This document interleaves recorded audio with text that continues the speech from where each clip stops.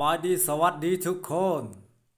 กดติดตามช่อง YouTube ดาวเบ้าเราไต่ในเด้อเพื่อเป็นกำลังใจ Wow.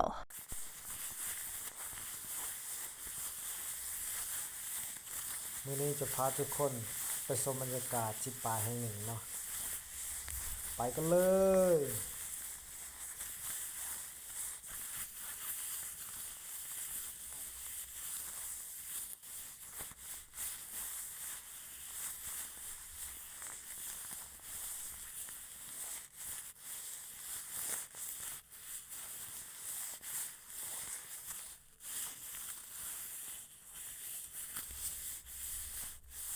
ไปตัดหยวกมาทุกคนกำลังขี่รถไป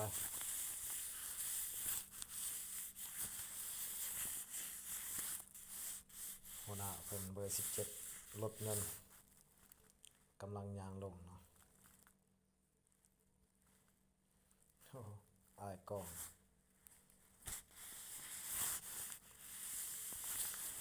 เส้นทางอันตรายนะทุกคนเบิ่งเอาเด้อ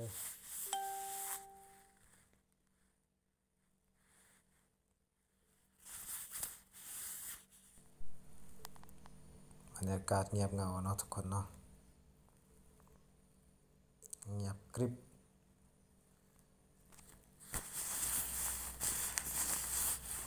กำลังยางลงเนาะทุกคนเนาะยางหาหยวก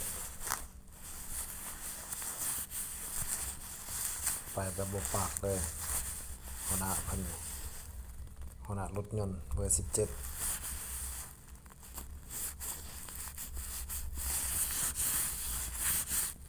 ฮอดแล้วทุกคนฮอดแล้วกำลังตัดหยวกให้หมูกินเนาะเป็นเด็กหมูก่อน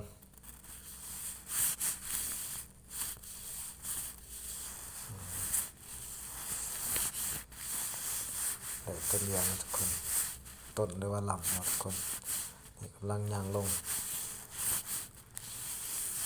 ยางซอกกกไม้หรือว่าต้นไม้เนาะเพื่อที่จะตัดไปเฮ็ดอาหารหมูอาหารให้หมูกินนะนี่คือมักเดือโคกเนาะทุกคนมักเดือโคกอยู่บ้านเฮานี่บ่อึดฮอดแล้วเนาะทุกคนฮอดแล้ว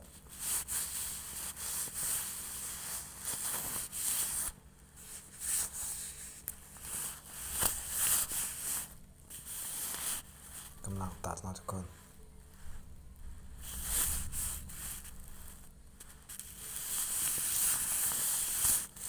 เพิ่นจะเลือกตัดเอาแต่ต้นใหญ่ๆเนาะทุกคน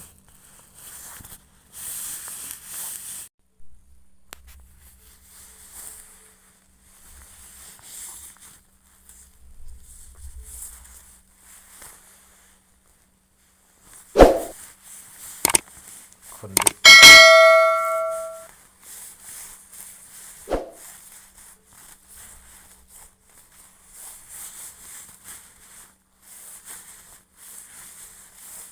บ่ฮอดมือดอกคนดุเฮ็ดคนเดียวก็ได้แล้วอะ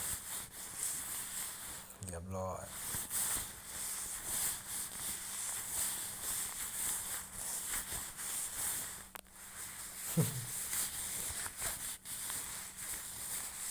เบอร์17รถยนต์ขยันขนาดเนาะทุกคน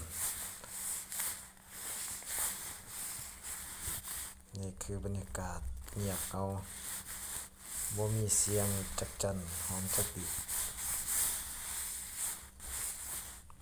ก้อนหินเนาะทุกคน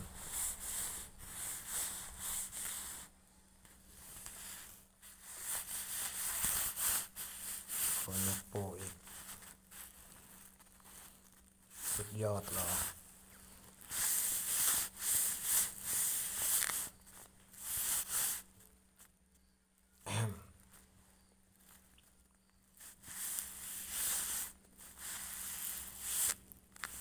กำลังสอกต้นใหญ่ๆนะทุกคน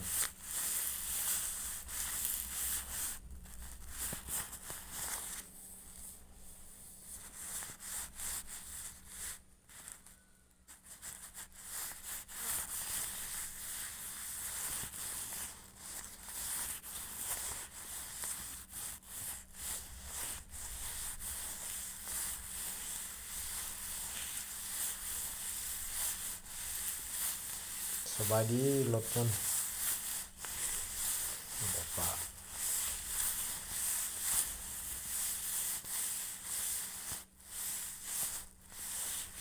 ซื้อ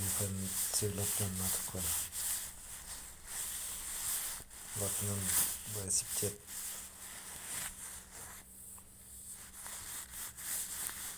ตัดแล้วนะทุกคน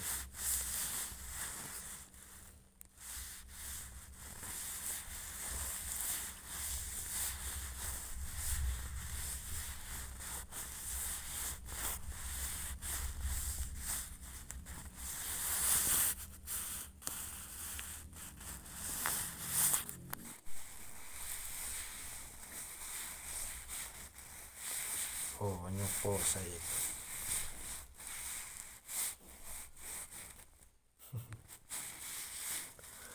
ต้นจะได้รถมันตัดแล้วนะทุกคนกำลังหาเสือกเพื่อที่จะมัดแล้วก็แบกเมื่อนะทุกคนดึง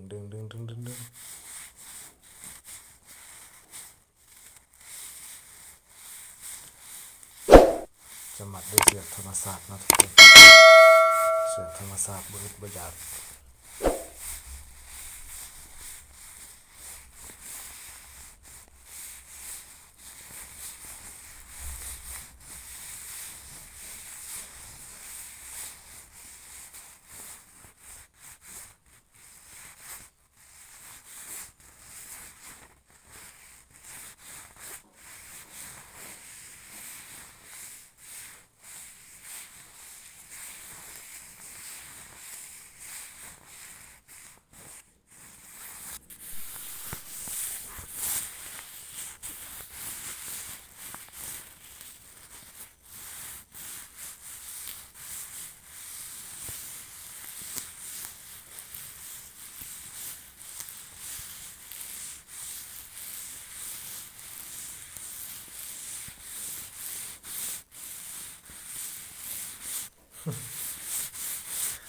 ไม่แต่ยกโป้นะทุกคน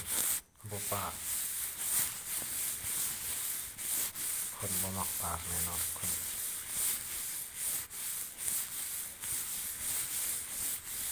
เบิ่งเอาเด้อทุกคนความทุกข์ลำบากสมัยกว่าจะได้มือตัวหนึ่งบ่ธรรมดาเลยทุกคนเบิ่งเอาต้องเป็นเด็กมันอีกตัดเห็ดอาหารมันกินอีกบ่ง่ายเลยนี่คืออยู่นะทุกคน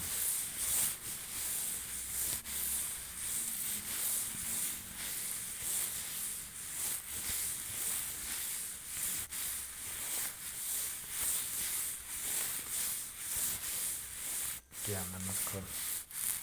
เกี่ยงเมื่อ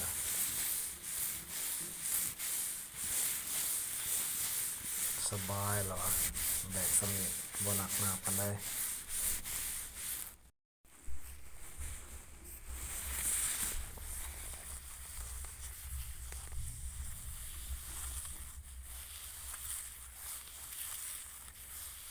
เสือกขาดนะทุกคนเสือกตัวเพิ่นมัดเมื่อกี้นี้มันขาดนะทุกคนตัดเสือกไป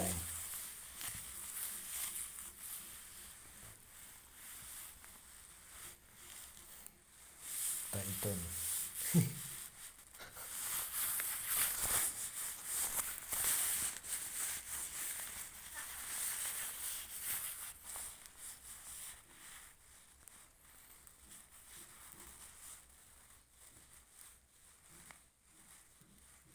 คนดุคนมัน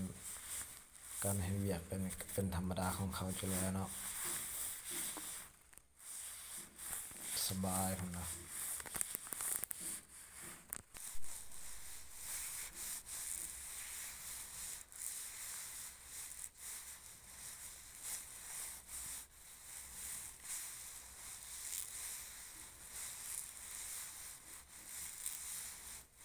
เงียบขนาดนั้นทุกคน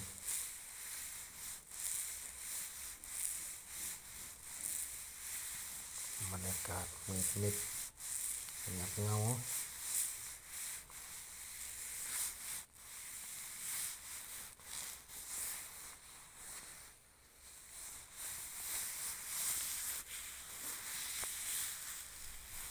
เลาะหาเสียบนี่นะทุกคนกำลังหาเสียบมัด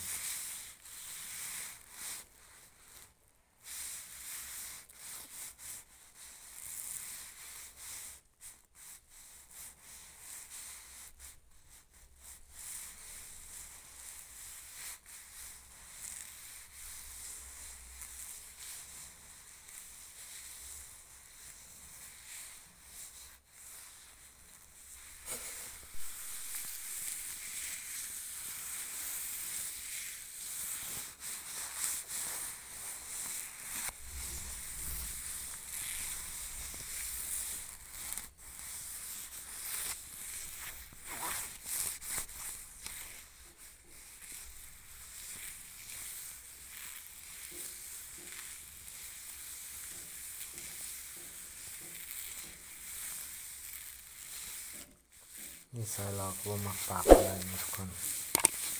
อยู่แบบเงียบๆ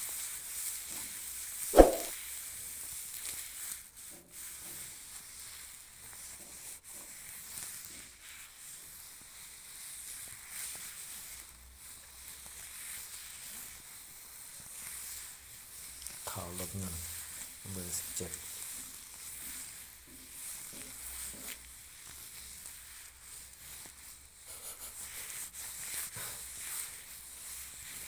เบิ่งแล้วบ่ฝาก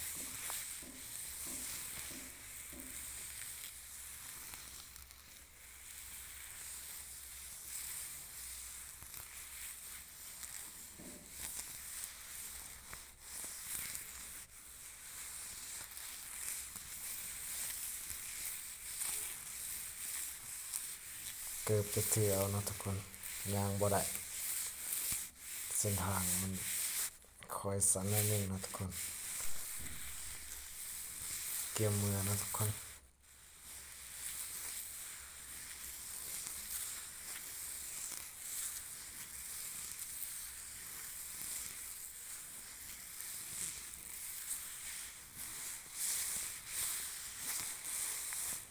เบอร์17รถยนต์